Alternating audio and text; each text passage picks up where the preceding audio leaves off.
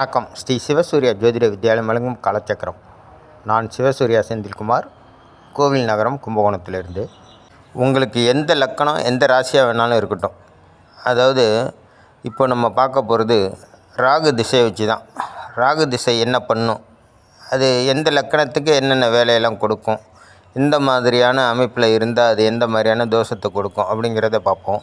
பொதுவாக எந்த லக்கணமாக இருந்தாலும் ராகு திசை அப்படிங்கிறது ஒரு மோசமான திசை தான்.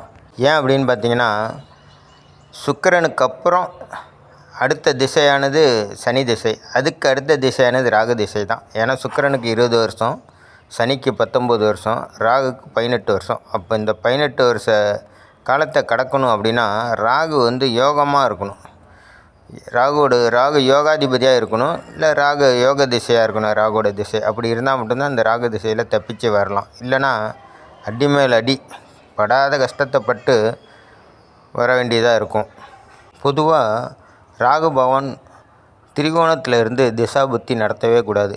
அப்படி நடத்தினா உங்களோட பாக்கியஸ்தானம் பாதிக்கப்படுது, பூர்வ புண்ணியம் பாதிக்கப்படுது அப்படின்னு அர்த்தம். அதிலும் 1, 5, 9லேருந்து அவர் திசை நடத்தும்போது ஆரம்பத்தில் அவரோட திசையில் அவரோட புத்தி ஒரு 3 வருஷ காலம் வரும். அந்த புத்தியில் பார்த்திங்கன்னா தற்கொலை எண்ணத்தை தூண்டுவார். தன்னைத்தானே தற்கொலை பண்ணிக்கொள்வதற்கு எண்ணத்தை தூண்டிக்கிட்டே இருப்பார். துர்க்கனவுகளை ஏற்படுத்துவார், துர்சிந்தனைகளை ஏற்படுத்துவார், துர்பழக்க வழக்கங்களை அதிகப்படுத்துவார்.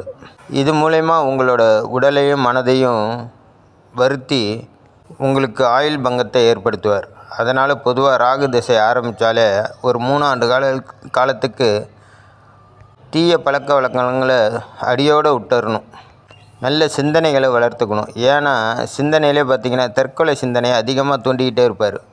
பொதுவாக ராகு பகவான் சந்திரனோட சாரமோ அல்லது சூரியனோட சாரமோ வாங்கி திசை நடக்கும்போது ரொம்ப எச்சரிக்கையாக இருக்கணும். தேவையில்லாத வம்பு வழக்கில் மாட்டி விட்டுருவார். அவரோட திசை முடிகிற வரைக்குமே நீங்கள் கோர்ட்டு கேஸுன்னு அலையிற மாதிரி பண்ணிடுவார். இந்த மாதிரியெல்லாம் உங்களுக்கு திசாபுத்தியில் அவரோட ராகு பகவானோட திசாபுத்தியில் பிரச்சனைகள் ஏற்பட்டுச்சுன்னா தொடர்ந்து வெள்ளிக்கிழமை காளியம்மனுக்கு, அதாவது மகா காளின்னு சொல்லக்கூடிய பத்திரகாளி, அந்த காளியம்மனுக்கு ராகு வேளையில் 10 to 12 எலுமிச்சை மாலை கட்டி போட்டு எலுமிச்சம்பழத்திலே 2 தீபம் ஏற்றி வாங்க. இதை தொடர்ந்து 3 வருடம் அவரோட புத்தி முடிகிற வரைக்கும் தொடர்ந்து ஃபாலோ பண்ணிக்கிட்டே வாங்க. கருப்பு உளுந்தை முழுமையாக ஊற வச்சு தோல் நீக்காமல் அதில் வடை செய்து நிவேதனம் பண்ணுங்கள். அப்போ தான் நீங்கள் இந்த ராகு திசையில் சுய புத்தி முடிகிற வரைக்கும் உங்களை நீங்கள் பாதுகாத்துக்க முடியும். செஞ்சு பார்த்து பலன் பெறுங்க. நன்றி, வணக்கம். நல்லதே நடக்கும். இந்த சேனல் உங்களுக்கு பயனுள்ளதாக இருந்தால் நம்மளோட சேனலை சப்போர்ட் பண்ணுற மாதிரி சப்ஸ்கிரைப் பண்ணி பாருங்கள்.